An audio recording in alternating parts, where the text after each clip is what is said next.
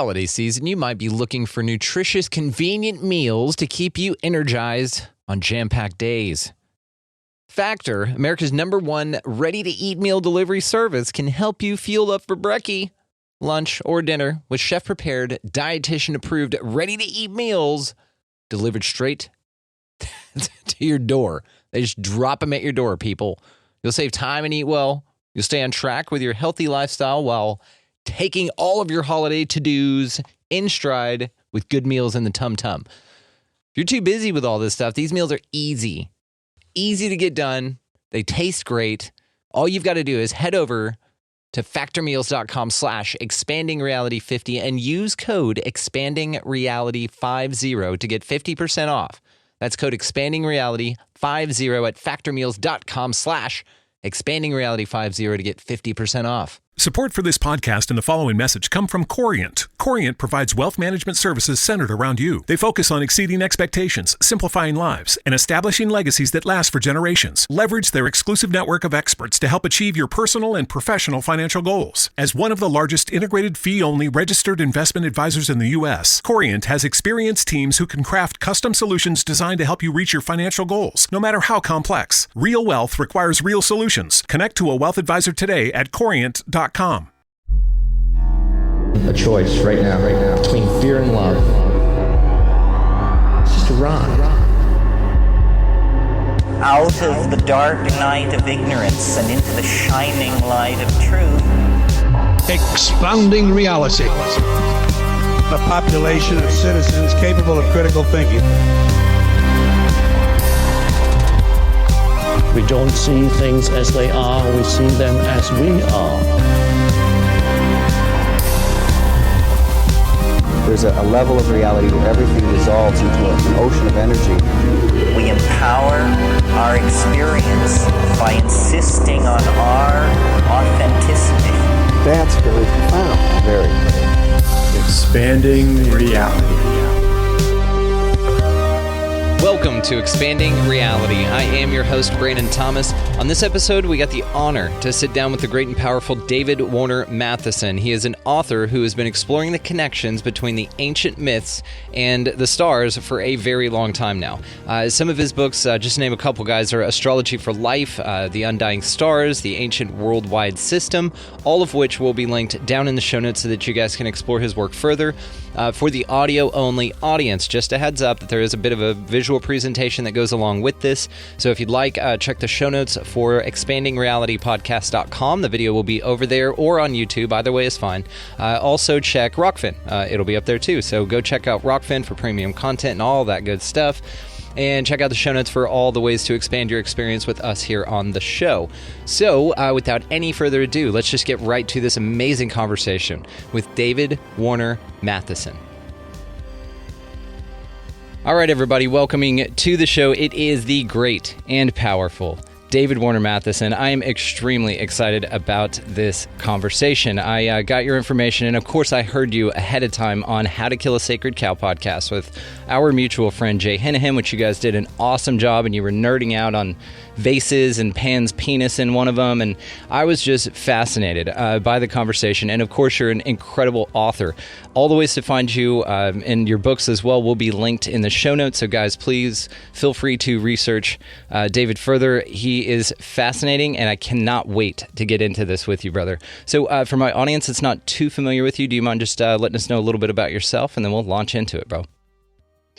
Thanks a lot, Brandon. I appreciate it. It's great to be here on Expanding Reality, and congratulations on your show, and thank you for the invite. I'm really glad that Jay introduced us, and I've been researching the connection between the stars and the myths for really over 12 years now, and it is not necessarily something that I was looking for. I've always loved the myths since I was a child, and I did have the opportunity to go back. I went to the military academy at West Point, and I did have the opportunity to go back and teach there, and had an wonderful opportunity to teach the Odyssey, which is one of my favorite ancient sagas, epics from ancient Greece. And I always loved the stars as well. So I grew up going out to see the stars. My father got me books on the constellations, and he would take me outside to see the stars. And we even tried to see Halley's Comet when it came through back in the 70s. I don't think we were too successful in seeing it. It was like a little smudge or something, but we would go out and look at the stars. Anyway, long story short, I did not really stumble across the arguments that the myths and the stars are connected until after I'd gotten out of the Army, after I had already taught at West Point. And I got a book actually for my mother. My mother and father were going on a trip to Machu Picchu, and I was looking for a book like that had Machu Picchu in it. And I found a book by Graham Hancock and his wife Santa Faya called Heaven's Mirror, which is a wonderful book with lots of really beautiful glossy photographs. Many of, one whole section's on Machu Picchu, but it mentions the connection to the stars of these ancient monuments around the world. It goes into some incredible connections in the sites in the deep middle of the Pacific, in the South Pacific, and also Egypt and places that are maybe more familiar, and also of course Machu Picchu. But in that book, so I gave that book to my mother, and then I was like, I'm going to look into this Graham Hancock. He seems really interesting. He mentions in there Hamlet's Mill, and in some, then I bought some of his other books and read about, and he mentions Hamlet's Mill, which is a book published in 1969. And I bought that book, and they talk about this ancient worldwide system that was already so ancient, was already gathering dust. The layers of dust were already thick on it by the time the ancient Greeks came on the scene. That's one of their metaphors that they use right at the beginning. And it connects cultures around the globe. In the Americas, of course, these were both professors when they wrote it, Herta von Decken and Giorgio de Santillana, but that whole theory or thesis has been mocked and ridiculed and not accepted by academia. But it was published in 1969. Anyway, connections between the myths and the stars, I already loved both of those things. So I became kind of like the obsessed guy with the strings, the red yarn going everywhere, trying to figure out, because they didn't really get it completely. I give them all the credit for seeing the evidence, but they weren't able to really unlock the vocabulary of what's going on between the myths and the stars. So just one other piece of that story, and then I'll stop with this already long introduction, was they were talking about the connection between the Greek myths and the stars, the myths of ancient Egypt and the stars, the myths of ancient India and the stars. And I was fascinated by all that, but every now and then they would talk about the connection between the Bible stories and the stars. And I was like, no, wrong, different category, because I was taking the Bible literally, pretty devoutly, actually. Became actually more and more into it when I got into the Army. It wasn't like a childhood upbringing, was kind of general, go to church sometimes, not specific, not really strictly, I grew up in California. It wasn't what you would call the Bible Belt, right? But in the Army, I became progressively more and more into more and more severe, basically, forms of Christianity, to where eventually, by the time I was getting my master's degree at Texas A&M, I was not reading any secular literature on a Sunday. I wasn't watching any football on a Sunday. No, nothing, just the Bible or commentaries on the Bible. And that's why I was getting a master's degree in English literature, where there was a ton of reading and essays to write, and I wouldn't do any of that on a Sunday. So anyway, long story short, I rejected that part, but the evidence is really overwhelming. Once I really started to dig in and pull on that thread, there is no doubt that all the world's myths are connected by some common system, very, very ancient, predating ancient Egypt, predating ancient Mesopotamia, predating ancient India, because they all have this system fully developed in their most ancient texts around the world. And it's also in the Americas, and it's also in the islands of the Pacific. It's also in Asia, the ancient sacred stories of China, Japan, other parts of Asia. And I've written about some of that, but there's just so much evidence, you can't write about all of it. It's just overwhelming amount of evidence. I could not agree more. To unpack a couple things, first of all, thank you for your service. I have a high reverence for folks that choose to go into the military. I don't always agree with the lizard people's wars, but I definitely have a high reverence for that. So first of all, bottom of my heart, thank you. Secondly, your intro is perfect because you're a fascinating guy and you set it up and you are already journeying up a bunch of questions for you. One of which would be, I do agree with you, and I love Hancock's work on how he connects the ancient cultures, and there does seem to be some huge missing piece as far as history goes. And we talk a lot on this show about alternative history, about things that are presented to you in the reality may not necessarily be 100% accurate, and they might even possibly be a direct indication of the inverse of reality and what's really going on, kind of as a either a puzzle to find out on a fun cosmic level. It depends on, again, what you believe this reality is and what your constitution is, what you're here for.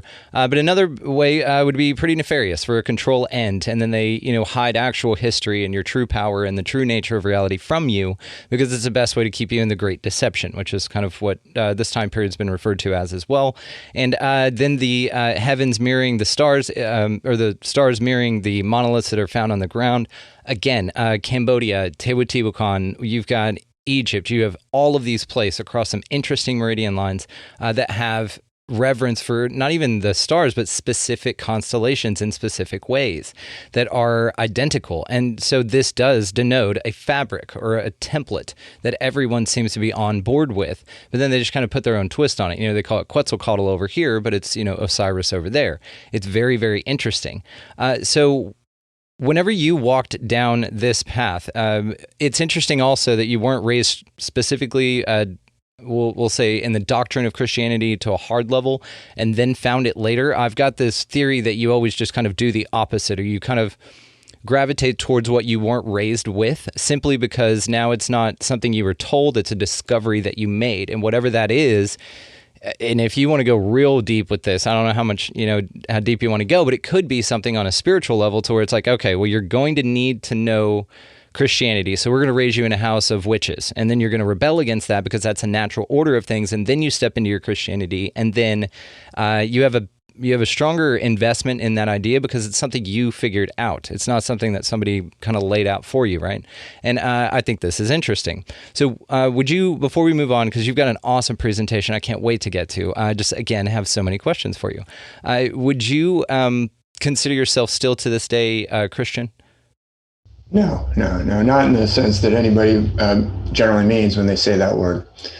So literalist Christianity is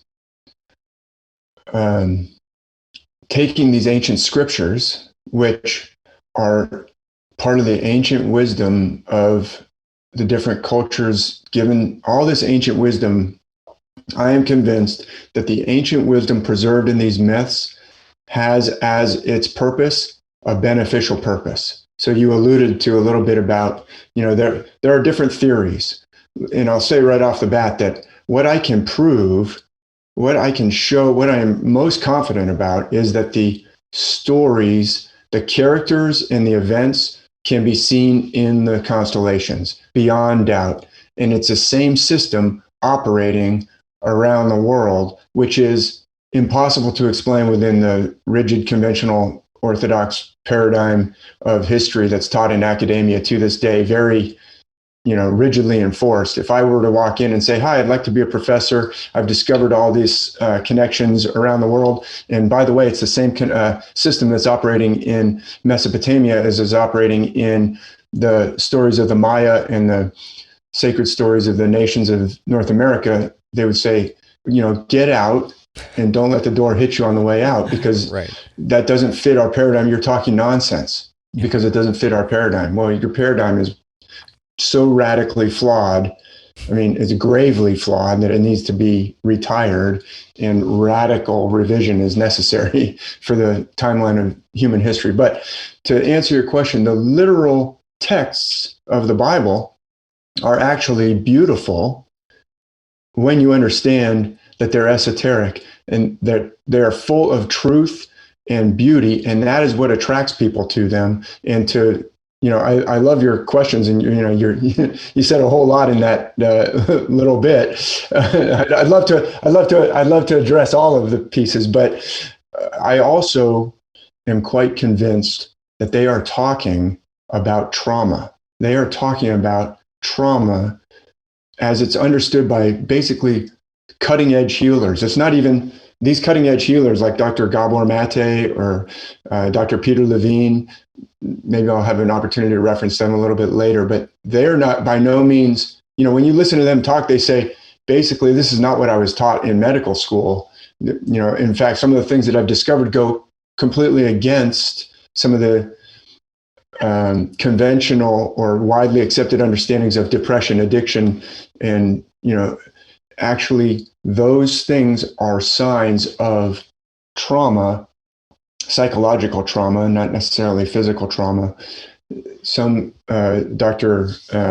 Richard Schwartz, who I respect a lot and use, discovering his system, to me, it matches right in with what the myths are talking about. He calls it attachment injury. There's a category of psychological trauma, but it separates you from yourself. So I would argue that this kind of intense searching and getting more and more severely into Christianity that I was doing may indicate some things about what I was looking for. What you're looking for is yourself. That's what and people might say, what, don't start talking about it, So that's actually a defense mechanism. You might want to investigate that voice that's saying that, because it's threatening to the parts of you that are trying to kind of control the ship. They're doing the best they can, and they've suppressed that true part of you for a defensive reason because of something that basically is endemic to getting integrated into society. It's not that your parents were bad people in most cases. It's the fact that society lays all these things, and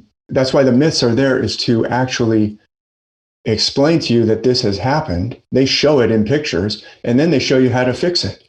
So I believe that it's all about actually truth and beauty. And so people who are pursuing the Bible are actually pursuing something good, and those stories resonate with them because they are full of truth and beauty. But the literalist misinterpretation is where all the bad parts come in. When you understand that they're not literal, you don't throw out, I believe the Bible is beautiful, and those stories are tremendously enlightening and beneficial, just as much as when I took them literally. But some people get very threatened when you say they're not literal. They say, what do you mean, they're not true? No, I didn't say that. I said they're not literal history. They're full of profound truth. But no, literalist Christianity has layered on some other things. Well, we're exclusively right, and all the, we can go to Taiwan and convert those people there because they're still, living in the darkness of their traditional religions that, or superstitions that have been passed down to them, these condescending terms, and we have to bring them over to the light of the correct understanding. Guess what?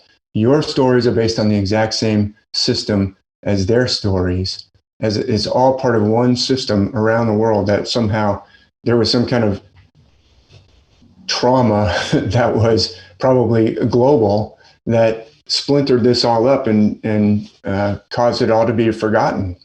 So Graham Hancock says we're a species with amnesia. I don't know if he's the first one to say that, but I agree with him. And we might even say trauma-induced amnesia.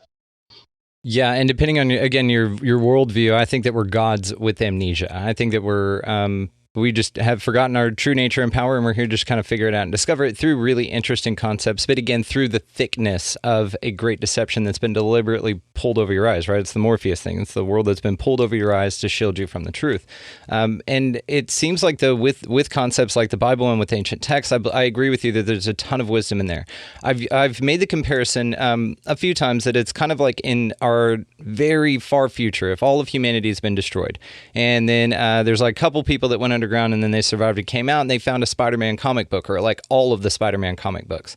And instead of taking them as, with great power comes great responsibility, and there's a lot of cool things in there that you can apply to your real life, but thinking that a man swings around with, yarn comes from his hands, and then a guy named Dr. Octopus is going to come destroy you, and then fearing that that's an actual thing that's going to happen, are two different things. And I think that whenever we gain a little bit more wisdom over the ancient texts and what they're really saying, and stop, like you said, only looking at them through the light of literalism, then yes, you get a lot of really interesting wisdom. And even further to that, it doesn't limit it to that belief system. You've now anthropomorphized this out over a system that's happened globally a long time ago. Everyone was on board with this, and that's a greater question than anything else. Like, where the hell did that come from? What were they talking about? How did they all sit there and say, was it just like a couple of guys sitting out of a cave, for a better term, kind of looking up at the stars and somebody going, like we do with clouds, hey, that looks like a puppy dog. Hey, that looks like a man pouring a pitcher. I'm going to name him Aquarius. And what's cool? And then they tells these stories to their children, and then they just kind of pass this on, but then it becomes this huge thing. And then it becomes like a map. It's like, okay, well, kind of like in the Bible, whenever they say they followed the North Star, okay, some people say that's a UFO, and that's awesome, but basically it's like landmarks. It's things that we could all kind of look at. It's global landmarks, which is interesting. And what's even more interesting is those landmarks come to you, and they move, and they oscillate, and they rotate. And so everyone kind of gets their time to be presented with this idea to kind of work through it. Again, I could just talk to you about this shit forever, dude. So, but if you didn't want to touch on that, then do you want to hop into your presentation? Because I want to check this out. Yeah, let me hop into the presentation for the interest of time. But let me point out a couple things that you said there. This system is so profound and so deep and so multi-layered that I do not believe it came about kind of the way. I think your metaphor is great. I love metaphors, and your Spider-Man comic books metaphor, great metaphor, very helpful for understanding what's going on. And I would argue that the ancients they understood it more than we do today, because there was a second catastrophe, and that was the imposition of this literalist Christian worldview that then tried to eat the world and is still working on that project. It's a world conquering system that is imperialist in nature. It goes out and conquers and takes resources from other cultures and uses and sets up some moral platitudes to excuse what is inexcusable to do.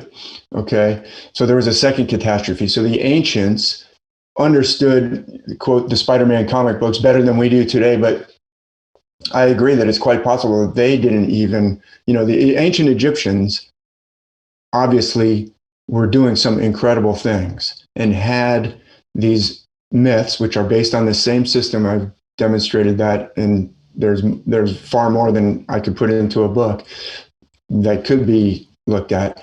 They understood it to a profound degree, but even they, like you said, might have been in the situation of finding the Spider-Man comic books and trying to make sense of them. Whereas today we've had centuries of someone telling us that those Spider-Man comic books are something completely the opposite of what they are. So there's a second catastrophe that happened. But this system is so profound that it didn't evolve from the ground up of people looking at the stars like you kind of described in the cave, and then the stories somehow arrived at this. It's like, you've got to understand, you've got to be, I sometimes use Mr. Miyagi. Mr. Miyagi had to be a karate master at a very deep level before he could say, okay, how am I going to teach this kid? This kid needs some help. I'm going to use something, I got to reach into something that he will understand, wax the car. You don't start waxing the car and then become Mr. Miyagi with, it's like Mr. Miyagi had to already be a master to say this will work. Or I've got actually a great quotation that I sometimes pull out. I've got it right here. This is from Alvin Boyd Kuhn, someone I reference a lot. He died in 1963, same year as John F. Kennedy in a couple of weeks here. He was born in 1880, so he's older than Kennedy. But Alvin Boyd Kuhn said, reflection of the realities of a higher world and the phenomena of a lower world could not be detected when only the one world, the lower, was known. You cannot see you cannot see that nature reflects spiritual truth unless you know the form of spiritual truth. And such knowledge would be an a priori requirement to making the comparison at all. You had to know it a priori beforehand to make the comparison. It's like, here's a kind of a, cruder example, but if you're a contractor, and I'm not super handy, but if you live in a house, after a while, you learn how to change the dang, pipes under the sink or fix a water heater. I've done all those things, not necessarily super well, but there's such a thing as a male end and a female end of various, fittings, whether it's an electrical socket or whatever. And we say the male end and the female end. Now, those are sexual references. You would not expect a 3-year-old to start talking about a ratchet in terms of a male end and a female end. And you'd be like, wait a minute, somebody better talk to this kid, because that's something you don't really understand until a little bit later, at least 13 or 14. You're starting to think about those kinds of comparisons. So it's a metaphor that presumes knowledge of something a little bit higher. In other words, this whole system was put together by someone who already knew profound spiritual truths. It wasn't like, people stumbled around and started calling ratchets male end and female end before they knew about sex. It just doesn't make any sense, right? This is a profound ancient system that came from something very sophisticated spiritually. Dude, it definitely is. And this is where it lends to the idea of like entropy, right? It's kind of like, not only have we gotten far away from the knowledge that we used to have, it was kind of almost like you were born with it, because there were either less distractions, less programming, less bullshit, whatever. It seems like a purer time. And it does seem like they were kind of born with some ancient wisdom. Like already they come in new to this earth, knowing how to drive a car, and they've just got physics down and they just know things. And then it's kind of like, okay. And then you play, it's almost like this game of spiritual telephone. You know what I mean? Where you start telling the story and presenting these ideas down the generation, but they get perturbed and misjudged. And then somebody goes, oh, all I have to do is say the real word. But if I say this other word, then I control everything. So I'm just going to tell you that this is what it is.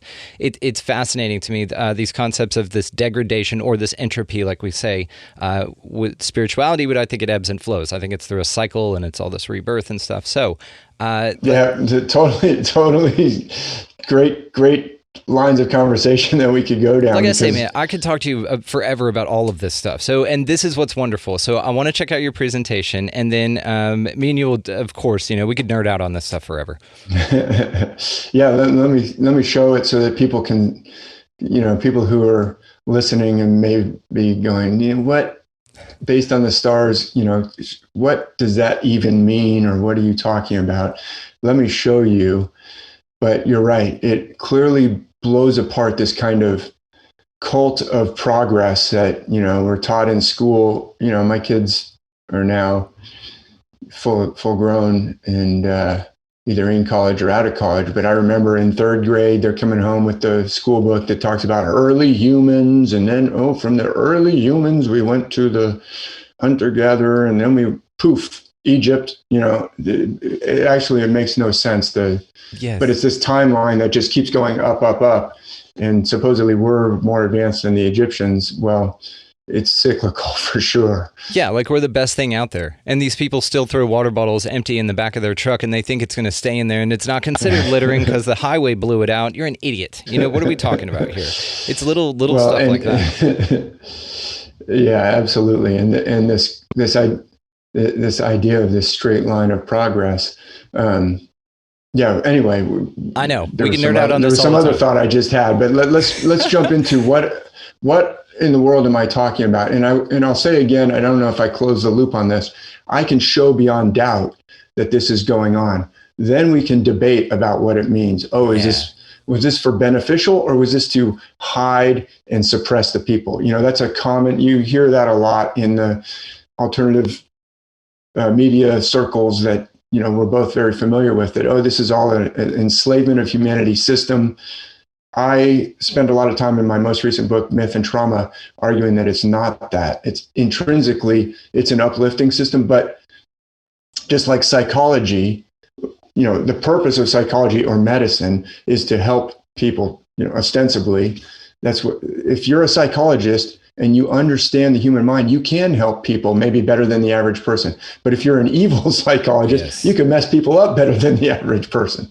So I contend that this system is for uplifting, but there are people who know the system because I think the system is about healing trauma, revealing trauma and healing trauma. But guess what? You can use the system and say, oh man, I know a lot about trauma. Yeah. Let me use that. It's supposed to make people more powerful. And like you said, the divine spark that's in everybody. Let me use that to twist people and separate them even more from that concept, because I don't want a bunch of powerful people running around and making their lives better. That gets in my way. I want to be the only one in this village who knows Kung Fu. Go ahead. And that's it. No, it's a hijacking of knowledge, but also I think it's all perfect. If I can zoom out on a macro as well, I think I kind of resonate with the idea, because I don't know for sure, that we're all one being experiencing it, one consciousness experiencing itself subjectively. So we're here to learn or grow or just play. And so it seems like on these scales like this, if you start with the divine knowledge, maybe the knowledge then wanted to separate out from itself a little bit to create more of a dichotomy or extremes here. And again, we're just having fun talking about the ideas. And then you get to a point cyclically, which your soul already knows about, because you can extrapolate these things out, because there is no such concept as time in this model. And so therefore, once you get to a point with how thick things are here, with the knowledge being suppressed, but the knowledge being deliberately suppressed. And then I'm going to say hijacking at least, 85% of the world right now, or 85% of the cognitive ability on the planet lacks critical thinking, and they just want to be led. And again, this kind of speaks to these crazy long cycles and stuff, but I think that we are definitely ending this one, coming into, if you want to mark it by Aquarius, which some people do. The Mayans already had talked about these things, the Yuga cycle. They refer to these as well. And the Hopis, this is just a pattern of birth and destruction that is never ending, and it's fascinating. But it's really cool when things when we get artifacts that survive, things that have been multi-cataclysmic, like what you're talking about here with this global information. I think it's so cool, dude. Great points. Go ahead. No, you're fine. I just wanted to let the audio-only audience know that he does have some dope presentation stuff happening. So if you'd like to click the link in the show notes titled expandingrealitypodcast.com, the video will be there. Or if you're already subscribed over on YouTube, check that out. Or click the link that says YouTube. It's all findable. We're easy to track down. We're not hard to find. So go check that out for the audio-only audience. But if you just want to sit here and listen to the smooth stylings of David Walter Mathisen, he will definitely provide entertaining knowledge with that. Yeah, thanks, Brandon. And I think that whole little discussion, I'd love to go, more down. We'll go balls on this stuff, man. Yeah, we're all just members of one experience. I'm not 100% signed up for that, just because it could lend itself, and I know you're not saying this, but it could lend itself to, well, okay, then I'll just, if I kill a few thousand people, they'll just come experience it again a different way. No, that was part of their experience. I think we do have to be careful of that concept. But let's take a look at let's dial it down into the hard evidence, so I can show some examples that people, because some people may be like, what does that mean? I get that a lot. So let me show what I'm talking about with a little share screen presentation that I've got prepared. I chose a few, I try and choose some different ones that maybe I haven't talked about as much. You can find a lot of my old archive podcasts. So there we are. Custom. It is. That is awesome, man. This one's for expanding reality. I love it. And I'm going to actually start off with a paper that was published in a scholarly journal called The Orpheus Myth in North America by a researcher, a scholar named Anna H. Gayton, or A.H. Gayton as it's written here. And that was published in the Journal of American Folklore in 1935, the July-September edition. And you can go find this whole thing online and read the whole thing for yourself. And this is talking about a specific myth pattern that is found in the Americas, and they call it the Orpheus myth. That's a reference to a Greek myth that we'll talk about. It's obviously a bit culturally biased to say, oh yeah, well, they're all doing the Orpheus myth. Actually, their versions of the myth, and these versions we'll talk about, are found from coast to coast in all the different nations of North America. And the variations actually have more details in them than the Orpheus myth. So maybe we should call the Orpheus myth a variation of these, but either way, this pattern startled and astonished Europeans when they first came over to the Americas. In fact, it is written about by some of the very first Jesuit, missionaries that came over in the 1600s. And even this paper addresses the possibility, well, is it possible that these Christian missionaries might have brought along? And she says no, for a variety of reasons. For number one, we have some of the very earliest, when there was very little penetration by Europeans into the Americas, talking about it and being surprised by it. And second of all, look, it's coast to coast. It's not like the missionaries were coming over here and teaching the finer points of Greek mythology. That was not their purpose. And all these stories, they're different enough to where it is clearly not descended from the Greek version. They're remnants of some ancient, most likely some ancient worldwide system that is now, all these different permutations have arisen. All those permutations that were already present didn't come from missionaries spreading the story and then it permuted, wildly. Anyway, so they were astonished when they came over here. And here's kind of her introduction. She says, there's these tales of the recovery of a beloved person from the land of the dead. And they've been variously referred to by titles such as the Orpheus myth, or Orpheus and Eurydice. That's his beautiful wife that goes down into the underworld, and Orpheus has to try and bring her back. This pattern, it's actually not just in the Americas, it's in the stories of ancient Japan. It's around the world, this descent to the underworld. Even Odysseus, I referred to the Odyssey, he goes down, wants to talk to his mother, the visit to the underworld. So they basically say, look, there's a clear pattern. The pattern is strong enough for us to just call it the Orpheus myth. Let's just use that title. And then she lists here some of the elements of this pattern. She says this essential framework includes following the deceased down into the underworld. Then the hero who's going down to try and rescue the deceased receives some supernatural aid. The one who's passed away discourages, usually it's her husband. She says, look, you can't follow me. Look, I have to go somewhere you can't come.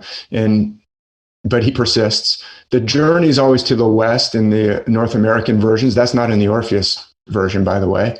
And she actually has like a total of 13 things. They encounter obstacles. Almost always there's a river to cross. Think of the river Styx in ancient Greece.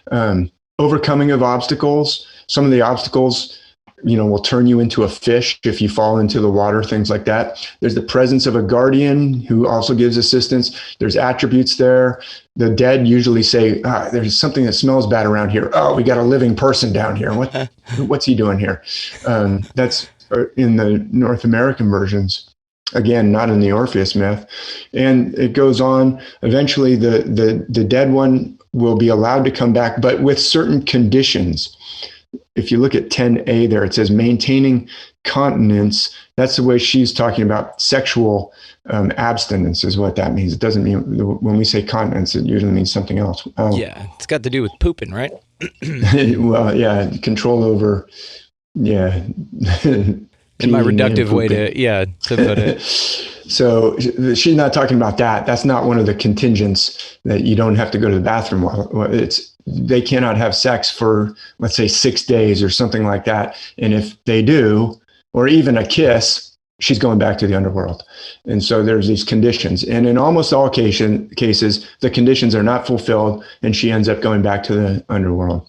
Yeah, like don't turn around, and then they turn to pillars of salt. Yeah, like didn't that happen with Orpheus and Eurydice? Like he went to Hades to go get her, and then he said, just don't turn around. And then when he turned around, he couldn't see if she was there. Okay, that's like the only myth that I remember. So now I'm channeling Jay Hennihan right now. He'd be proud. And Orpheus was the Greek god of music, correct? He's very good. Well, so he's not the god of music. So we'll get into all those little things as we rush along here. But let me just show, this is again from Anna Gayton's paper from 1935. She's interviewing people from these different nations of North America who were told this story by a grandparent or who knew the story. And she has a different like pieces of the story. Well, this when I went to the Pawnee, there was a ceremony of return. There was a container for the soul, or there wasn't a container for the soul in that story. So the pattern, she's showing the pieces of the pattern, but look at how widespread it is. And even she mentions Onondaga in the paper. They're not actually listed. They're up there in the region of Huron and Seneca in what's today New York, in Canada, Great Lakes region. The Onondaga also have a version of this story.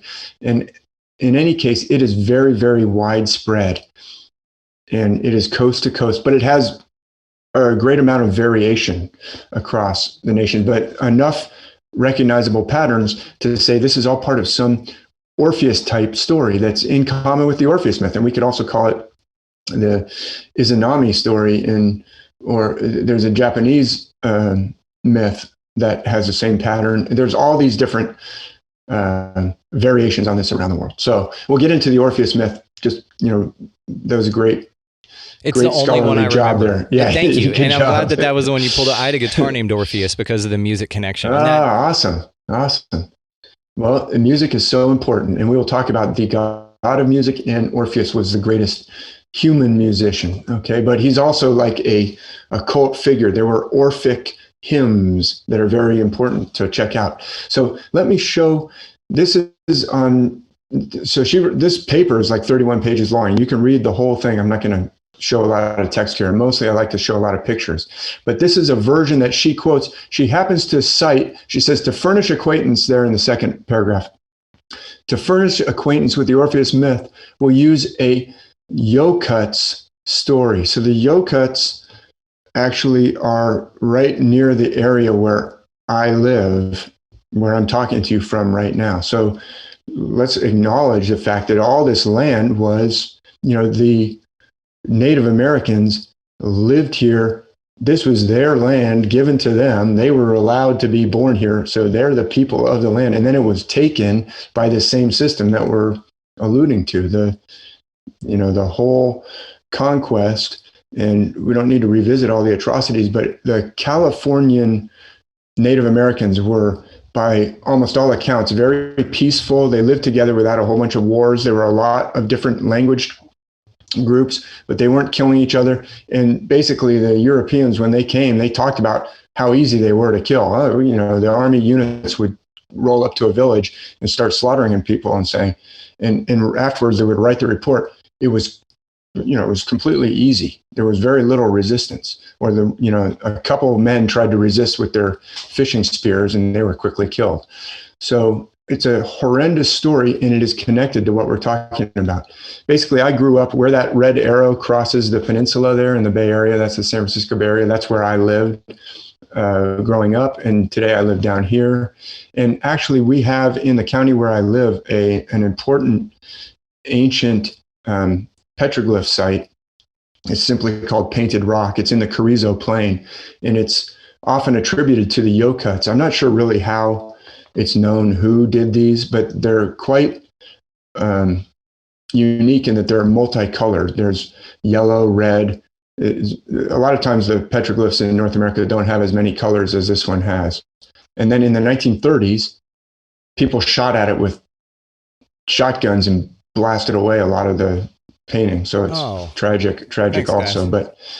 But I've been there, and it's quite close to where I live, and it's potentially ancient Yokuts, but it's quite an important site. Anyway, let's to get back to, I just wanted to put that in to acknowledge that fact, that history, and then let's just look at a couple of the elements here in this story. People can, like I said, go check it out. Oh, and here's a slightly more modern map with a little bit more detail, but again, same general area that the Yokuts nation.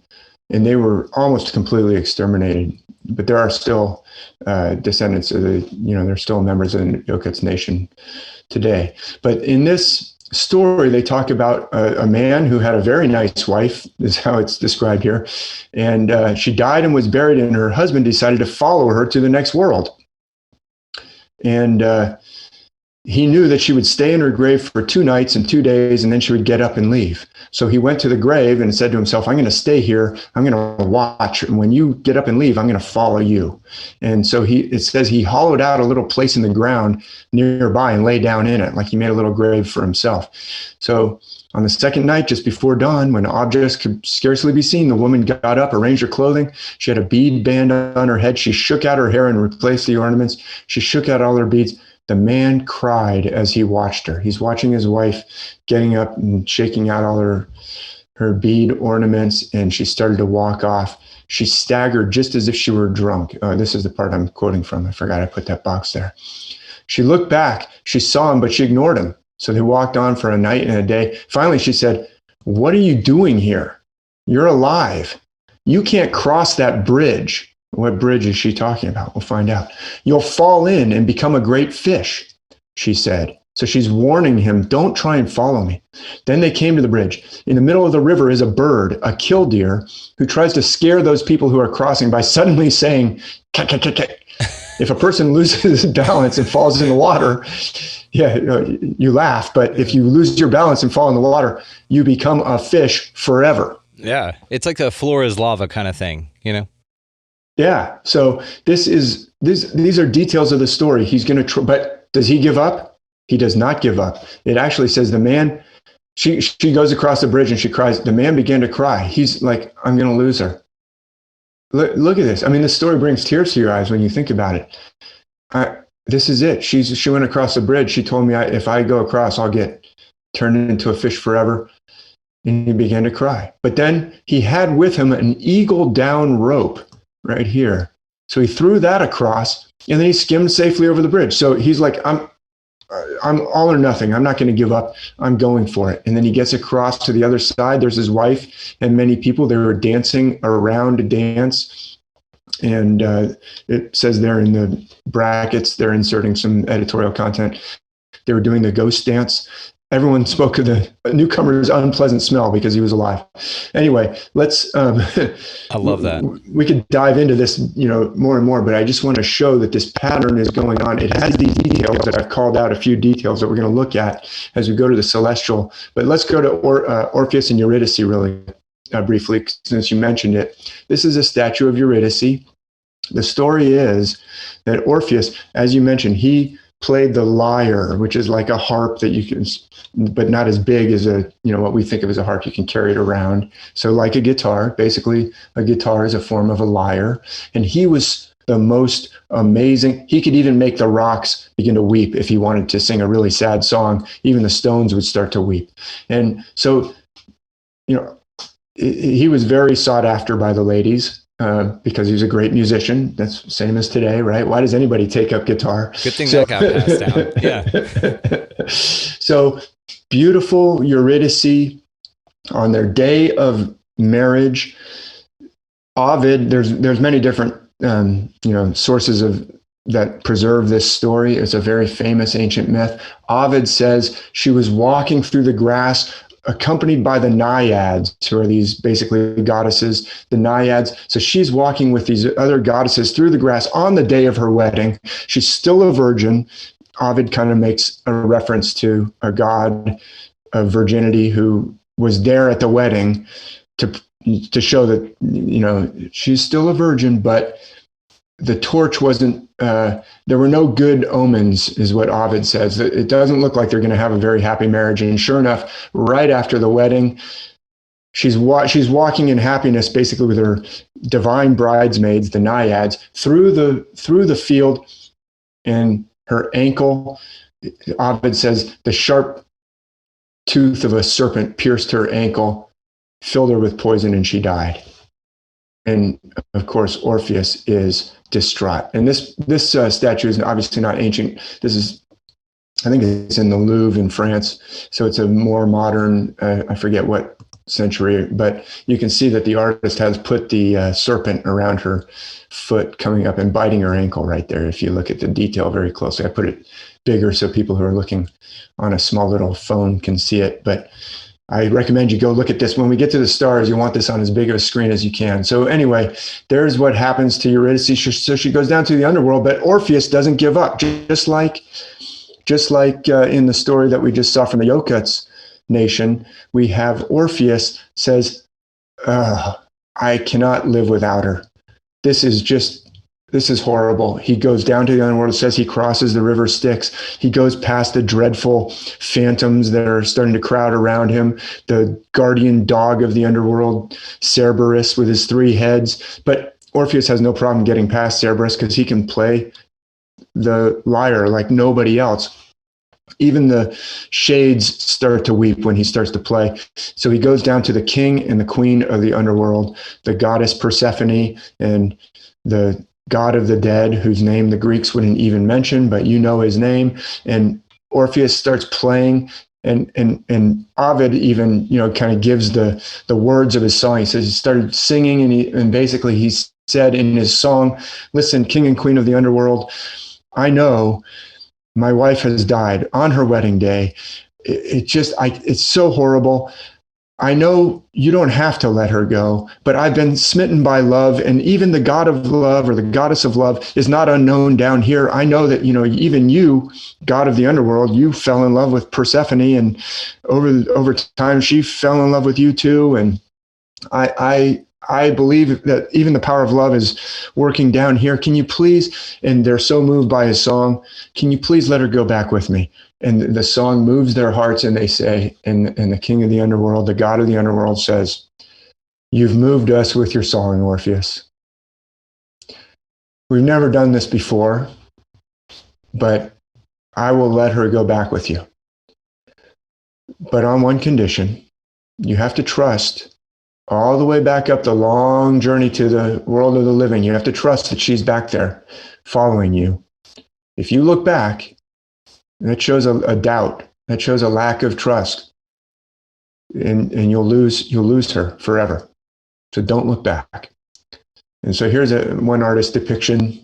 She's following. In this case, she's holding his hand, holding his arm. She's looking down at some snakes. She's like, snakes? Why did it have to be snakes? Yes, thank you. You beat me to it. Yeah. Too soon. But he's not going to look back. And in the myths, she doesn't make any noise because she's a phantom. She's a shade now. She's in the land of the dead. She can't say anything. He just has to trust that she's back there. Maybe he can't even, she's holding his hand, but he can't even feel it. And up they go, all the way up, and he's got his, look at the resolve in his face. He's like, I'm not going to look back. I'm full of doubt, but I'm not going to look back, not going to look back, not going to look back. But he gets to that last step, and it's a big step to get out from the road to the underworld, up to the land of the sunshine again, the land of life. It's a big step, and without thinking, he turns around to help her.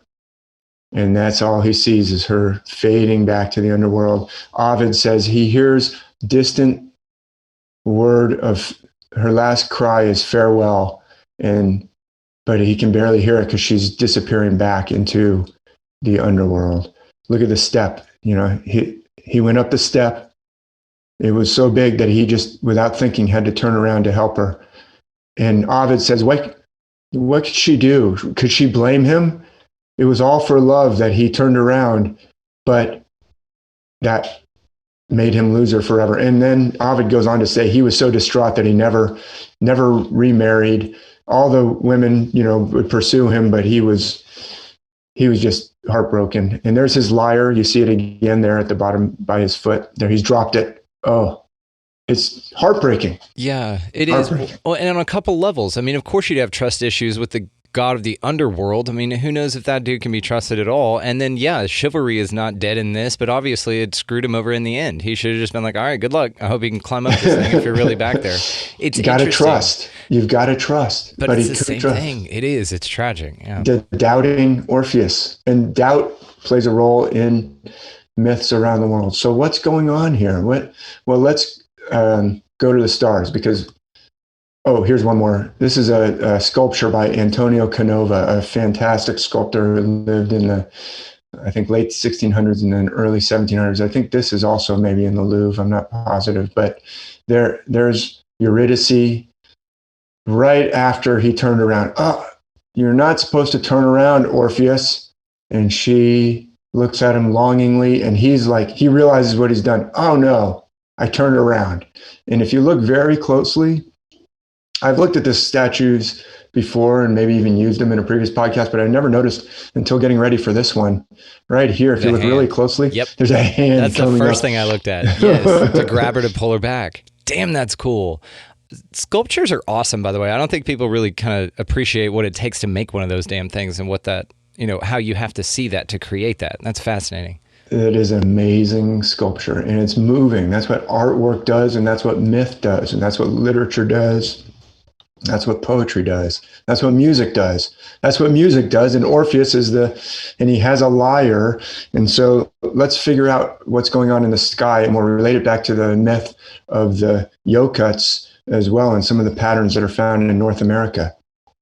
Yeah, it's like music, art, all of these things are just extra layers of mystic tapestry, that's here to make everything more beautiful. And to lift us up, and to also, like Mr. Miyagi used waxing the car to bypass some of the mental blockages. Daniel, if Mr. Miyagi had just said, okay, well, when Johnny's kick comes in and it looks like he's about to take your head off, if you do this with your arm, it will stop it. Daniel would have been like, is that really going to work? Wait, what exact angle do I need to put my hand? Wait, how do I move my hand again? So to bypass all the doubting aspects of his, Danielson was a damaged, doubting self, doubting his own self individual, very clearly had a lot of issues going on. And Mr. Miyagi had to short circuit or go around those with a metaphor. So that's what I believe is also going on here. So, I use that parallel a lot, but I think it's a kind of illustrative of what I believe is going on in these myths. So I'm going to use the outlines of H.A. Rey, and sometimes I spend a lot of time discussing why those are so important, but the outlines that are typically given to us for understanding the constellations are horrible. H.A. Rey was an author, a famous author. You've heard of H.A. Rey. H.A. Rey and his wife, Margaret, I'll just say, for those who haven't heard me say it before, usually I play a little game like, have you heard of H.A. Rey? H.A. Rey and his wife, Margaret Rey, created Curious George and illustrated Curious George. But H.A. Rey also wrote this book called The Stars, A New Way to See Them, with these outlines. And guess what? I don't know how, but his outlines are the outlines for understanding the ancient myth, and they line up with ancient artwork. I'll show a quick example of that as we go on. But let's see, who is Eurydice? Who is Orpheus? There is a lyre that's a constellation called the Lyra or Lyra. It could be pronounced both ways. Some of these, there's different pronunciations. Even in the dictionary, they'll give you a couple of different forms. But let's see, who gets bitten on the ankle by a serpent and goes down to the underworld? This is a constellation. It's not a familiar constellation to everybody, but it's one that people joke, that I can't go without talking about this constellation for 5 minutes. It's like, I'm not saying it's Ophiuchus, but it's Ophiuchus. This constellation is so important. It's a very pivotal constellation in many, many ways, profound ways. Ophiuchus has this central body and is holding a serpent. The very name Ophiuchus means a serpent holder, but look at kind of the central body looks like almost like a tombstone or an obelisk. And then on either side is the serpent halves, but those become different things in different myths. On the left side, as we're looking at it, is the serpent tail. On the right side is the serpent head. That's not the serpent that bites her in the ankle, however. Right below Ophiuchus, there's another constellation right here. And what constellation is that? Well, in the interest of time, because we're already a little behind schedule, but stay with me. Scorpio. Directly below Ophiuchus is Scorpio, right next to the heel of Ophiuchus, right there. And there's even a Bible passage, if you went to Sunday school or you've been to the studying the scriptures very much, you'll know that in Genesis 3:15, there's a prophecy about the seed of the woman will crush the head of the seed of the serpent. It will crush your head and you will bite his heel. That is referring to a specific set of constellations that you're looking at right now. Ophiuchus above Scorpio. Ophiuchus looks like he's stepping on the head of Scorpio. Scorpio looks like he's biting the heel of Ophiuchus. And you might say, but Scorpio is not a serpent. I thought Eurydice was bitten by a serpent. Scorpio, there's a lot of serpents in the sky, and Scorpio plays a serpent more than it plays a scorpion. Yeah. Sometimes it's a serpent with multiple heads. Yeah, that's right. And please feel free to take your time, man. We're not on a schedule. Oh, Just yeah. enjoy your, take your time. No hurry. Well, I want everyone to enjoy the myth. I know. I'm excited too. This is amazing. So this is how she goes down into the, so I'm arguing that Eurydice, the beautiful Eurydice, may be in some way associated with Ophiuchus. And if you go back, if you're watching this on YouTube and you go back and look at some of the paintings, you'll see that she has kind of a veil around her, or a sheet or a shroud. And if you look at Ophiuchus, it's got a central body, and then kind of the serpent halves could be the shrouds of a veil or a winding sheet. Okay. Just like Osiris is always depicted as a mummy wrapped in, shrouds. And, everybody kind of accepts that Osiris must be somehow associated with Orion. And I don't deny that Osiris is associated with Orion, but guess what? I've found abundant evidence that Osiris is actually also associated with Ophiuchus. So figures that go down to the underworld are often associated with Ophiuchus in some way. And there's meaning. This whole system there's profound meaning. It's like a language. It's like there's more to waxing the car, Mr. Miyagi will eventually show, than just waxing the car. These have symbols that have profound esoteric meaning. It's like a whole system of alphabet or hieroglyphs. Anyway, continuing on, who could Orpheus be then? Who goes down to the underworld? Well, right above Ophiuchus, there is a figure. I didn't outline it to not get too cluttered. That's that's the constellation Hercules, right above Ophiuchus. And right next to Hercules is Lyra, or Lyra, the lyre. And so I think that Orpheus is almost certainly associated with Hercules when he's not in the underworld. But when he goes down to the underworld to rescue his wife, he is associated with a different constellation. I'm going to outline it now, and that is Sagittarius. And I'm going to prove or give you some evidence to support that argument that when he goes down to the underworld, he takes on the positioning of Sagittarius there to lead her back from the underworld. And some of the arguments have to do with the god of music, who isn't Orpheus. Who do you think could be the god who also has a lyre in Greek myth? Damn it. Just go with your higher, first thing that comes to mind. Zeus, Greek or Roman? He's Greek. Okay. He's Greek. Zeus. But it's not really Zeus. It's not Zeus. It's one of the other gods. But that's a good guess, though. Zeus is associated actually with Hercules, that constellation up there. Hercules, I go into it in other, I don't want to get too off track. It's a good guess, but it's not actually Zeus. It's actually Apollo. Apollo. The god, he's also the god of healing. He's a god of a lot of things.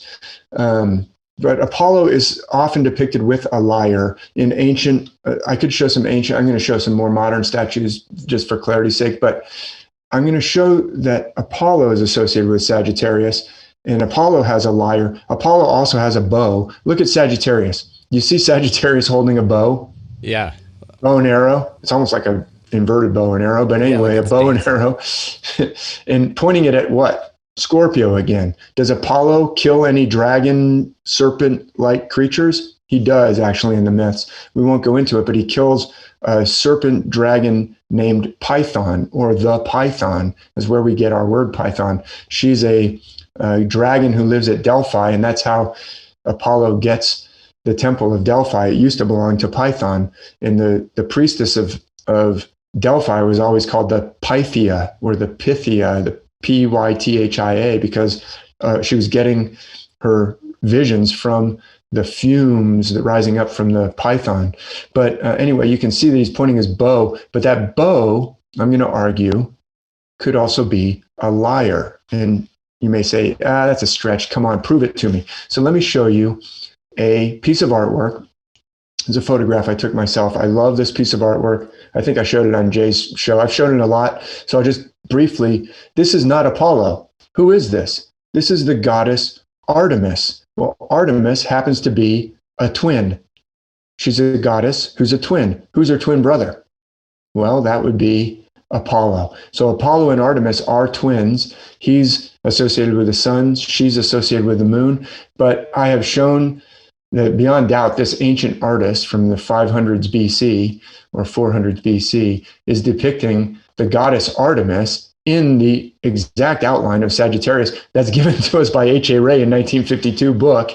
But somehow he's tapped into the ancient wisdom, whether he received it from other people or received it from the divine realm, I have no idea. But look at the body posture of Sagittarius. Look at the body posture of Artemis. Look at the length of her skirt. Look at the position of her feet. Look at the angle of her body. Look at the angle she holds the bow and arrows. Even relative to what she's shooting at. I mean, at that downward angle, and then there's an adversary there. That's fascinating. And he's at the angle of Scorpio. The vase kind of curves away, but you can see it in different. Sometimes I show like the flattened out version of it. But mainly I'm trying to establish that Apollo is associated with Sagittarius too, because he's twins, excuse me, with his sister Artemis, the goddess Artemis. There's even this distinctive feature of Sagittarius, this kind of plume.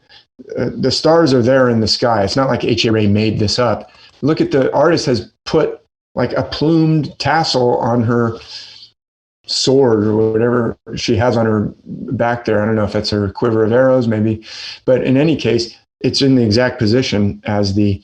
So Apollo also carries a bow, and he uses his bow and arrows, and the Iliad talks about him shooting arrows into the warriors and things like that. But he also carries a lyre. So let me show, this is a more modern statue, but it shows the lyre in the exact position where the bow is. So you can maybe start to see how ancients may have also seen that bow as a lyre. And look, he's even got his hand over his head. Yes, like the plume. Like the plume. Thank you. Perfect.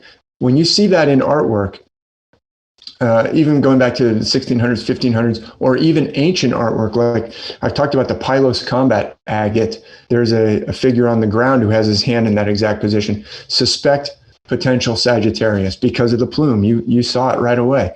But he wears a crown of certain type of leaves. And it's a specific type of leaves that the god Apollo is associated with, but it's like the victor's crown. Even the Olympic Games, that's what the Olympian athletes were playing for, was the crown. It was a laurel leaf crown. Here's another modern depiction of Apollo with his lyre, but this time he's wearing the crown of laurel leaves. You see the laurel crown on his head there? I got to be honest, I think we need to bring that style back. That's amazing. Yeah, why don't I mean, that's better than a gold medal, Me and you, right? we'll start it. Yeah, absolutely. So, but there is a crown right next to Sagittarius. The laurel crown. There are other crowns in the sky, but this is another additional piece of evidence. This is the southern crown, also known as Corona Australis. Corona Borealis is right up above the word Ophiuchus, but so people could say, well, you can't use the crown as evidence that Apollo is Sagittarius. Well, I've got other evidence. Apollo is associated with Sagittarius. Trust me, he wears a crown. There's a crown right next to Sagittarius. Trust me, Apollo with his lyre is associated with Sagittarius, just as Apollo also has a bow. And so therefore, by the transitive property of myth and constellations, we can argue that Orpheus, when he goes down to the underworld and plays his lyre for the god of the dead and the goddess of the dead, he's down there as Sagittarius. Now, what's distinctive about Sagittarius is it looks like, if you look at this outline, you can envision it as walking in one direction and looking back in another direction. Mm-hmm. Can you see that? Yep, I can. It's very common in myth, walking in one direction, looking back in another direction. I mean, even shooting the bow back in the other direction, but it looks like walking to the left, turning around, and then, let me give you one last parting shot with this bow to the right. So yeah, it's like a difference in direction and focus. It shows polar oppositions to what you're focused on in the direction you're moving. That's right. And so what is Orpheus? If I'm arguing that Orpheus is associated with Sagittarius and he's trying to bring back his beloved Eurydice, who was bitten by the serpent, she's associated with Ophiuchus. He's going along on that long path back from the underworld, and he turns around. Damn it. Let me ask you a quick question. Yeah. Oh, that was an awesome fade out. I apologize. I screwed up your thing. No. Okay, so do you think that the constellations that have to do with visits to the underworld have anything to do with their visual approximation to the Milky Way? Yes, great question. So the Milky Way is going to come into this story. I didn't mean to get ahead. Yeah, no. Just while you had this map up, absolutely. Like, so this whole system has a language to it, and it's profound, and it goes far beyond. The layers are just infinite. You could probably go down and down forever. Whoever gave this to humanity, the gods or sophisticated ancient culture, it is profound. And so the Milky Way is an extremely important pathway. The path of the zodiac intersects with the path of the Milky Way. You can see the path of the zodiac. We got Scorpio and then Sagittarius, and then on to the right of Scorpio is Libra, the scales, and then there's Virgo. I didn't highlight them, but that's the path. And then to the left of Sagittarius is Capricorn, the goat, and then Aquarius. So that's the path of the zodiac. That's like the world that we're in, which in a way is the underworld. We're in the underworld. Alvin Boyd Kuhn talks about this. We're in the lower realm here, experiencing the lower realm, but the God, the divine spark, is in everybody. Everybody is down here in the flesh and blood world, but we also have this intersection with the divine realm, and running up through across kind of angle to the path of the ecliptic and the sun and the planets is this glorious shining ring of the galaxy, our galaxy, the Milky Way. And you see it there. And so Ophiuchus being right next to the Milky Way is significant. And Sagittarius and Scorpio being right next to the Milky Way is significant. It's very perceptive. And it's part of this big system that I'm trying to explore and articulate.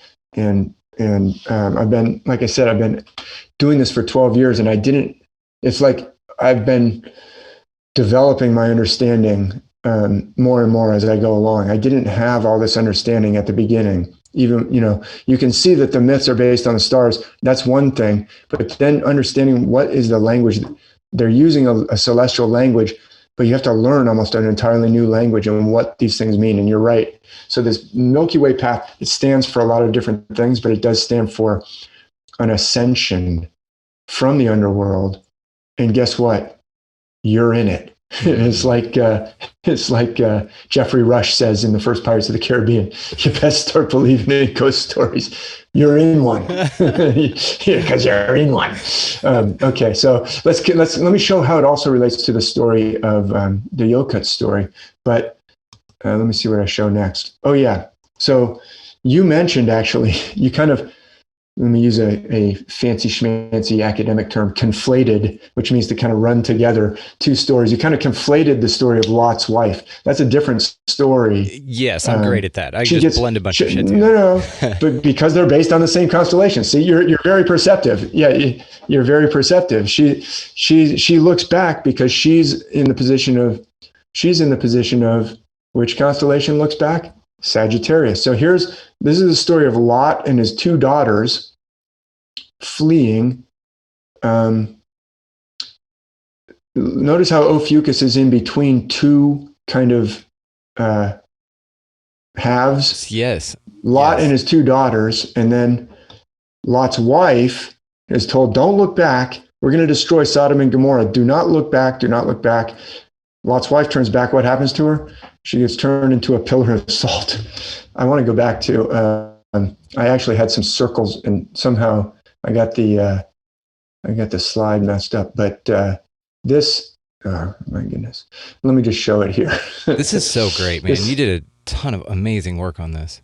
Look at Lot's two daughters. That's Lot in between two daughters. Could he possibly be associated with Ophiuchus? Yes, he could be. He's even underneath a hill with a tower on it. Guess what? Ophiuchus often plays a hill. Ophiuchus often plays a tower. Here's Sagittarius, Lot's wife, looking back. She gets turned into a pillar of salt. She couldn't leave Sodom and Gomorrah. She had too many good times there. She couldn't leave without one last look back.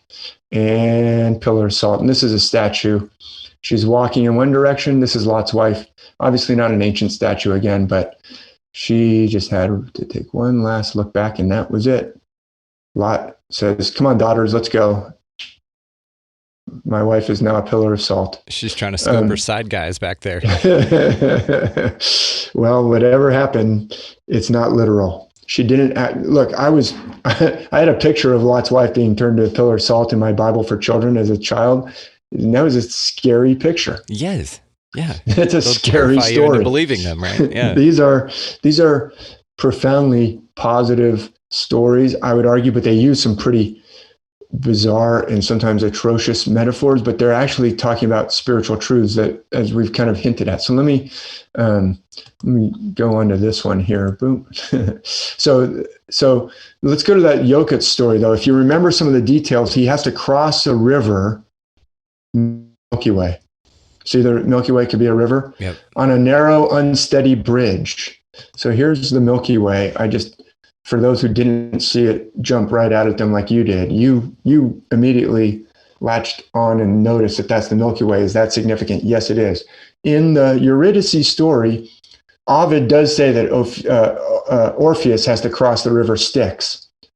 In the Yokut's story and in the nations of North America, almost all of them, he has to cross a treacherous crossing over a river, and is a narrow, unsteady bridge. And in some cases, if you fall off, you get turned into a salmon. So that's the Milky Way. Let me take the shading back out so people can see it. So you can see that there is something called the dark rift, which actually is a feature in the heavens. You can see it, the dark rift. The Maya called it the birth canal, and other cultures sometimes associated with the birth canal. But can you see that there's like a dark path going across the Milky Way? Oh, yeah. I'll show it here. That's one way of drawing it out, but it's clearly, there's a dark patch crossing the Milky Way, but it's kind of narrow and it's kind of wiggly. And right next to it, there's a constellation here called Aquila or Aquila, the eagle. And there's also there's one of the two great birds of the Milky Way, very distinctive, large constellation, looks much bigger than it does here on the screen.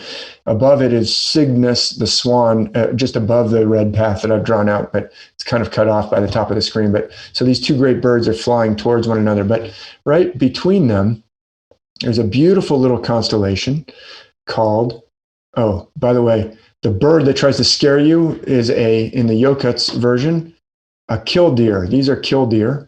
They have these kind of bands across their head and neck, and they look like that when they're flying. Look at Aquila. That's the killdeer that pops up. As you're trying to go across the river into the land of the dead, there's going to be a killdeer that's going to pop up and go, kak, kak, kak, kak, and try and get you to fall into the river, because they know if you fall into the river, you become a salmon forever.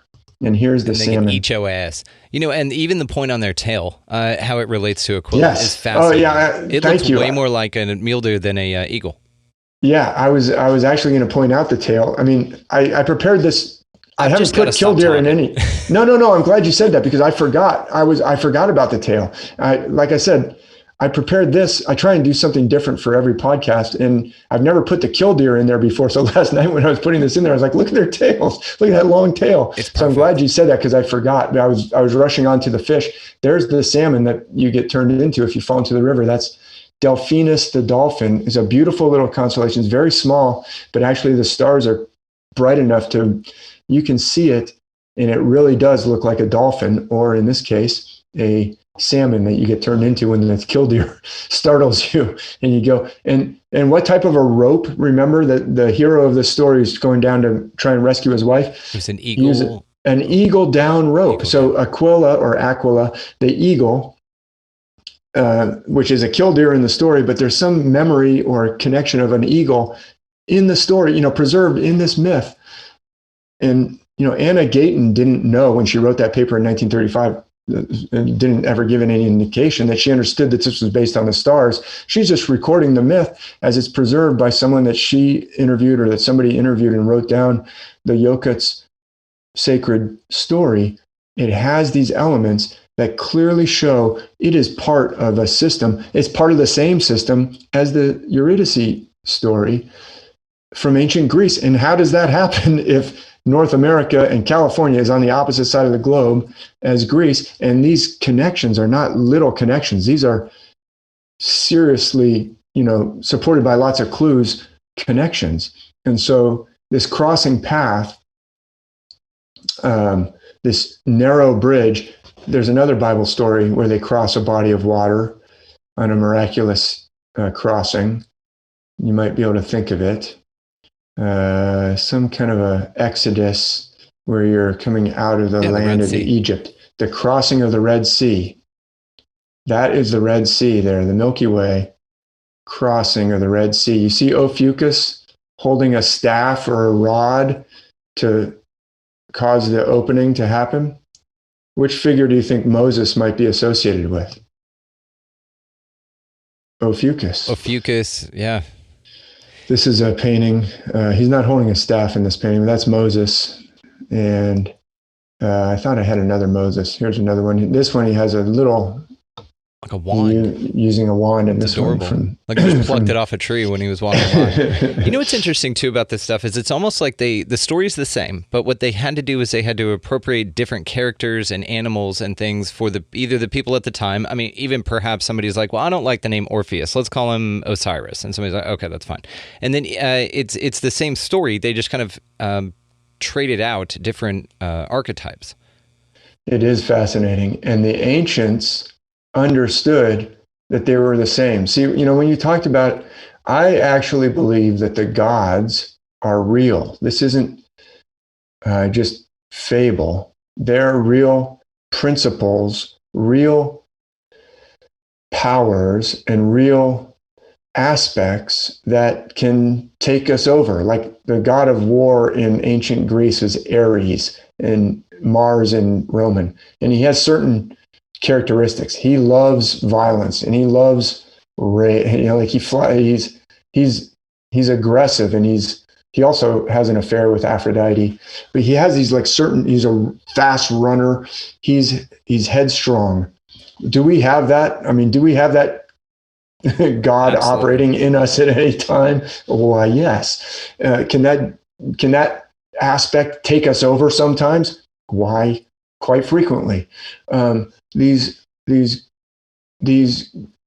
ancients, when they would, like the Romans would say, okay, we're fighting the Germans now, the Germania, and up here they have a god whom they call Tiw or Tyr, and we know it's Mars, and they have a god that they call Hercules, that is related to our Hercules. They recognized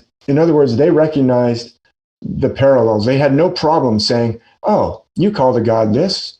I mean, I know that. I know all those characteristics. That's who we call Jupiter or Jove. You call Odin, and that's why Wednesday, Odin's day in Spanish, is Jueves, Jove's day. The gods are the same. Sorry, I just screwed that up. Thursday, Thor. Whoa. Dave doesn't know what he's talking about. No, you definitely Thursday do. is Thor. Thor is the god who's associated with Zeus. Zeus and Thor are the same constellation. They have the same characteristics. They're jolly.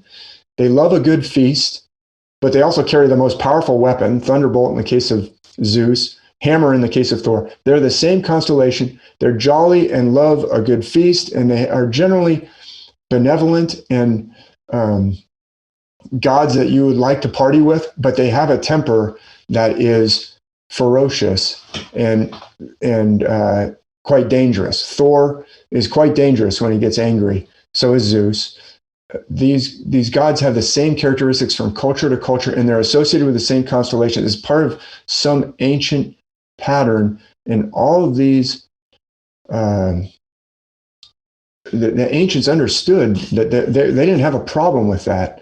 It's only literalist comes in and says, no, they're all false and our stories are all true. Guess what? Your stories are based on the exact same system, and they're all for actually beneficial purposes. They have to do with trauma, and they have to do with recovery from trauma. That's one of the things that they're teaching. That is a central thing that they're teaching, a central theme that runs through all of them.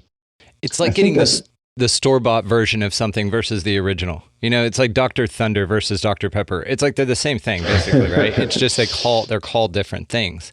And then I wanted to just touch on something that you said about them being real. And this is what's very interesting, is that on the show a lot we talk about, or I talk about, tulpas a lot, and these thought form creations that some people believe, and there's evidence to show this, that they can create something out of thin air mentally, and then it will manifest and affect the 3D world around us that we exist in, right? And interact with us in whatever way that they were made up or personified in. It seems like, there are a lot of core levels to this. They either were actual created beings, or they're allegories for human attributes or options, right? But what's really interesting too is I love how all of the gods, they're supposed to be these huge, amazing, wonderful things, but they're very flawed and fallible. They still project a lot of human characteristics. And that's also interesting too. It kind of limits the idea of God. It's like, yeah, dude, he's got this thunderbolt, but man, he gets twisted real quick. Like, you have a ton of patience, but not the power. It's just interesting, kind of like the correlels that are made that way. I don't know, but I like that they're literal. It's a fascinating topic, and I really like that you latched onto that. And I would argue that the myths show that the gods work out their will through men and women. That's how. So you can. But you have to be influenced, right? Not forced. They can't force you to do it, but they can coerce you to do it. That's right. Which shows the true nature of your power. Like, they need you to carry out things on this plane, but you don't have to if you don't want to. That's right. They won't do it for you. They'll give you weapons to help you, or they'll give you tools to help you. I like the story of Perseus when he gets kind of tricked by the king using Perseus's pride into going on. The king says, yeah, I bet you couldn't bring back the head of Medusa, and Perseus is like, oh yeah, exactly, hold my beer. And he starts traipsing off to find Medusa. And along the way, he's visited by the goddess Athena and the god Hermes. And they say, Perseus, what you doing? They know what he's doing. I'm going to bring back the head of Medusa. This king said I couldn't do it. Do you know anything about Medusa? Not much. Let me tell you some things. Yeah. Let me give you some things to help you with your journey. Let me give you some winged sandals. Let me give you a helmet of invisibility. Let me give you a shield, because you won't succeed without our help. But guess what? We're not going to do it for you. So they'll give you the help if you're able to listen. So Perseus apparently was able to hear the voice of the gods, or he paid attention. There were lots of other heroes who had tried to go bring back the head of Medusa before. That's why the king sent Perseus. He's like, nobody's ever come back from that mission. Because they didn't listen, or they weren't able to hear. They weren't able to get in touch with that higher realm that wants to give us help, even for an impossible mission. You may feel like you're facing an impossible mission right now. COVID is going on. The world is being locked down by successively more and more increasingly bizarre and drastic measures. Like, what is going on? Clearly, trauma is being inflicted on purpose to try and shock the people, into trauma. You may feel like you're facing an impossible situation. Guess what? So was Perseus. He was going on an impossible mission, but he had access to help if he would pay attention to it. So that's why I think it's so important to listen to the myths. They're given for humanity's help, but they're speaking a language that no one's listening to, because they don't know the language that they're speaking. Because we've been told by some translator, oh, they're telling you this. The translator is telling you what they're saying, and the translator is lying, or the translator doesn't speak that language themselves. Maybe they're not lying. Maybe they're doing the best they can. They're trying to translate, but they don't speak. You've got a visitor from, that speaks Cantonese, and he's over to your house. I've used this example before, and you've got a friend who says, oh, I speak Cantonese. And the visitor comes over and says, thank you for this meal. I'm so glad you shared it with me. And your friend says, he just said, overcooked, terrible, tastes like rubber, and I can't believe that you insulted him like this. And you go, oh my gosh, he said that? And the translator either doesn't speak Cantonese or is just messing with you. But these myths want to give you something helpful, but we're not being allowed to listen to them in the language that they're actually speaking, and they're speaking this celestial language. Yeah, it's like when on Seinfeld, when Jerry was dating the deaf chick, and Kramer signed or whatever, but he didn't know what he was doing, so he kept screwing it up, and it, of course, hilarity ensues. But yeah, it's about that. I do like, though, that there's a common theme. I think just personally here, just a bit behind the curtain, is I've really been exploring extra topics that really take me out of a sense of a stable reality, I'll call it. So it's very nice to know that there's a little bit of continuity here. It's nice to know that there's a little bit of something that we can kind of lean on in the form of mythology, in the form of the stars, in the form of just greater understandings that don't really change over time. They may be misappropriated, but really the truth is in there. And I think that natural law always abides by that. And you always gravitate towards the natural center, or the real direction you should be going through. Now, a lot of times you got to walk through Hades to find it. And that's kind of the goal too, right? It's like you have to experience both in this place of duality to get the results that you're here to see. So I think that what you're saying with this, where there is a lot of truth in this, and I completely agree. And I love, though, the way that you pointed out. Your work is phenomenal. Again, guys, I'll link all the ways to find him down in the show notes. Go check out some of the stuff. But the way that you're able to connect the dots on all of the different cultures and what they anthropomorphize, and it takes everything from such a scattered perspective of not being able to tie everything together, and that's what you do a wonderful job at, which makes it not only interesting but beneficial, which is great, man. I mean, you're out there doing God's work, man, doing the God's works. So it's cool.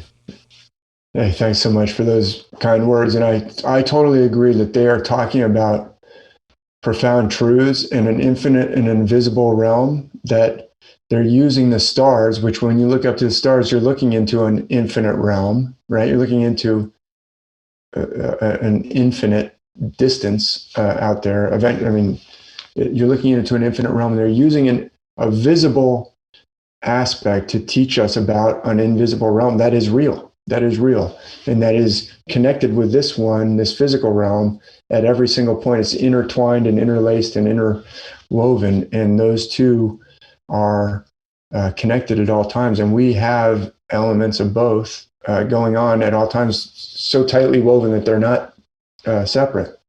And it's very, very powerful information that they're and wisdom that they're preserving and trying to tell us. They're standing there trying to tell us. Absolutely fascinating, man. Okay, I tell you what, we'll probably wrap it up for this one, only simply because I want to have you back. That's the end of my presentation. Fascinating, dude. This I feel like we could do this forever. We could talk about all this stuff forever, and I've really got to just kind of absorb this conversation and then get back to you with more crazy, silly stuff. But I do want to end on a kind of silly question that changes the subject a little bit. Okay, you've mentioned Karate Kid a couple of times, which I love the analogy, and I'm completely there with you about relating information. I think it's wonderful. It's a great metaphor. So let me ask you a question specifically about the Karate Kid. On his headband, there was a little sun. Remember that? Yeah. What color was it? Oh man, are you going to tell me it wasn't red? It's probably black. But only because I've taken screenshots of it. Okay. No, I haven't. I've taken screenshots of it and put it into, presentations and things. Do you remember it as being the color? No, I remember it as being red. Yeah. When you said that, I was immediately going to say red, but then I'm like, oh, I must be wrong. And I'm like, you know what? I think I actually have noticed that, like in the back of my mind, without really consciously noticing it. It's the Mandela effect. So are you going to tell me did they change it? Yeah, I've heard of that. That's what it is. Yeah, well, every time I do something stupid, it's the Mandela effect. Somebody went back and changed it. I didn't really do that. I like that. No, it's fascinating because the Karate Kid is one of those. It's a new one actually, which is very interesting. I didn't actually think of that. I didn't actually know. I've never heard that one. But I would certainly think that it's red. But is it black? It's black, isn't it? It's black now. I'll say that. It used to be red because I'm from the same dimension as you. It's the whole CERN Mandela effect thing, and we won't launch into that. That one we'll save for next time. But it's just interesting because you and I are from the same dimension. I remember it being red too, but now you look at it and it's black, and it's never been red, which is crazy. I saw that in the movie theaters, and I was pretty young. I saw it in the movie theaters. I was so young that a lot of the kids, we were on a swim team trip. A lot of the kids went to see Officer and a Gentleman was playing in the same movie theater. And I was like, my parents don't let me see our movies. I'm not going to go to that one. I'll go to see this other one, Karate Kid. And I loved it. Changed my life. Yeah, of course. So are you telling me it was red in the movie theater and now it's been changed? What I'm telling you is the idea goes that you are from a different timeline where it was red. So your memory is accurate. It's just in this timeline that you've transferred More recently, right. More recently, I've been taking screenshots. And you've probably noticed. The back of my mind has kind of like noticed that, but I didn't really make the connection that maybe it was really red when I was in the theater. There is a ton of them. I remember it being red, and millions of people do too, by the way. You're not on your own on this. This is not something we're manufacturing. It's just an observation about your reality. Okay, and another one you'd mentioned, Curious George. Does he have a tail or no tail? Oh, my goodness. I know. Oh, my goodness. I think Curious George probably has no tail, but probably he used to have a tail. What? I don't know. You've nailed it. You got it. He used to have a tail, but does not anymore. David, I am so impressed with you, dude. You are such a badass.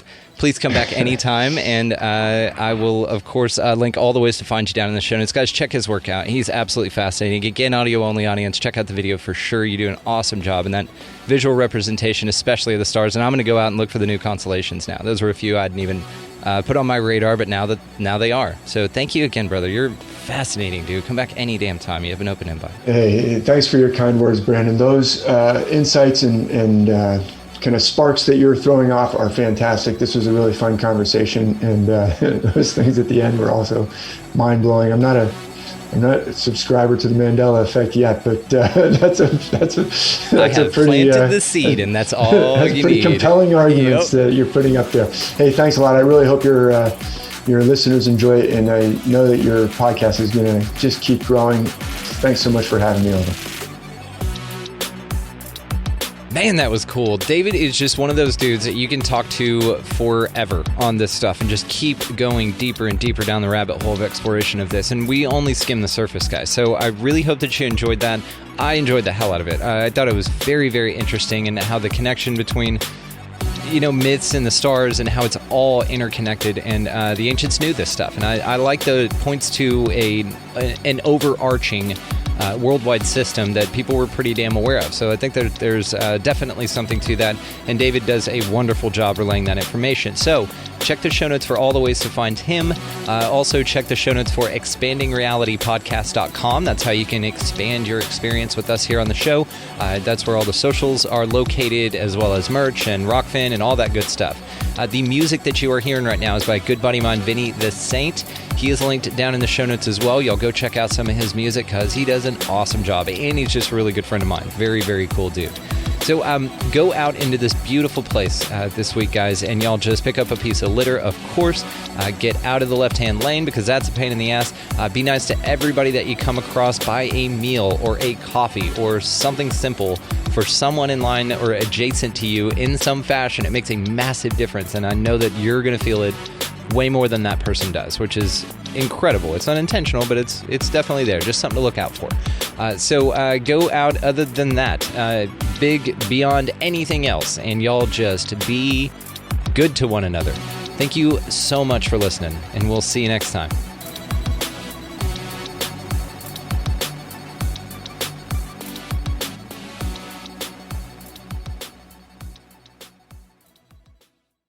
Grandma, can I have the chocolate chips? This secret recipe moment made possible by Emory Heart and Vascular Center. When Grandma needed heart care, she came to Emory. The difference? Emory Healthcare performs more heart procedures annually than anyone else in Georgia, which means better outcomes for our patients. And we offer advanced and personalized treatments developed by our top specialists that others don't. Like Grandma knows, where you start your heart care matters. Smart Cookie. EmoryHealthcare.org/smartcookie.